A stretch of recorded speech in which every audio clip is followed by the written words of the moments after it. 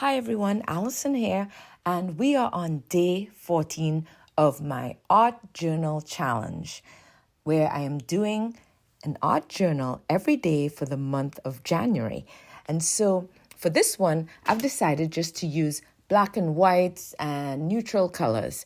And so I'm pulling out all my scraps and my magazine papers, and I have all my colors, and now I am snipping them. I'm cutting them with scissors.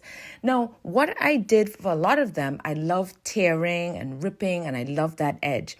For these, I decided I want a straight edge instead of a ripped or torn edge. So here I am cutting with the scissors all of these edges. And they're squares, they're rectangles, they're not all even. But I just want that straight edge on all of them and see what happens. So I'm really loving the combinations that I have there. Striped paper, pattern paper, painted paper, tissue paper. What else? Magazine paper. Lots of magazine paper in my scrap bin. So I'm picking all of them out. I'm getting really beautiful shapes because you have a whole page. But when you cut them into smaller parts, then you see a whole different feel. Now, what I'm doing here, this is the first time I've decided that I'm not going directly on to my journal. So I'm using the black page journal, and I like doing that directly onto it. But you know what I noticed?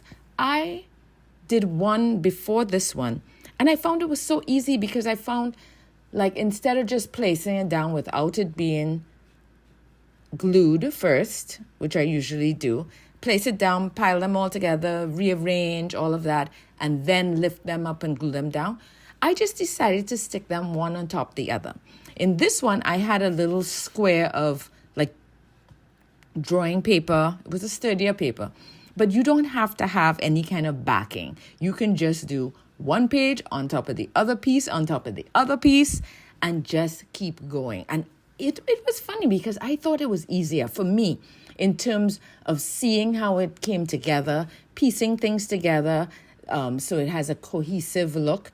And what I really try to do at this point, since all of them are like grays, gray tones, black and white and gray tones, I am looking for contrast in value, and value is light and dark. So I am looking for the darks, I'm looking for the lights, and I'm looking for the range of gray tones in between. And I'm juxtapositioning them so that they stand out, and I'm not having all the darks together or all the mid-tone grays together, or all the whites or light colors together. And I'm also looking at patterns. Some of them have patterns on them. Some of them have stripes, organic patterns, regular patterns. And so I'm looking at things like that really, catch the eye. And that's how I'm piecing it together. But I just wanted to definitely show you that how I am just putting it together, almost like a cluster. And you can do it as large as you want, or as small as you want. Now, I want mine to fit into my journal, and so I'm not going to make it too large. But I love that irregular kind of feel. As you can see, some squares, some rectangles, overlapping the other, coming off of a frame. So they're not all perfectly in a rectangular shape. Some are peeking out more to the left, to the right, on top, on bottom.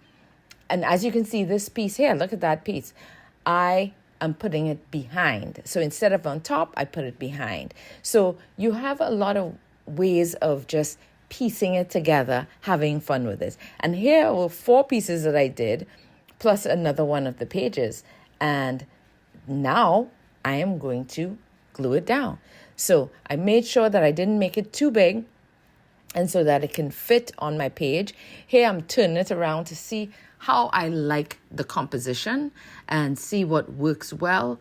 I keep turning it and turning it. So you will see how you feel when you do that. So there's the back of it all pieced together. I have that one piece in the middle, but you don't have to do that. You can just have all the pieces that you're using pieced on top of each other. But if you think it's easier to have a backing, you can definitely do that. And that's what I did for that one. But all of them I didn't. Okay, here I'm using my glue stick to just glue it down. In previous episodes, I used the acrylic medium. And just because my glue sticks ran out, because not necessarily on the black did I want to use that wet glue. But I used a glue stick and I thought it came out really good. I'm loving that little piece overlapping. I'm not cutting it off. I like that it overlaps the book. I think that's interesting. And I think I'll probably do some others like that. But you know, I love my black and whites. So here it is. And I am very pleased with what I've got in this one.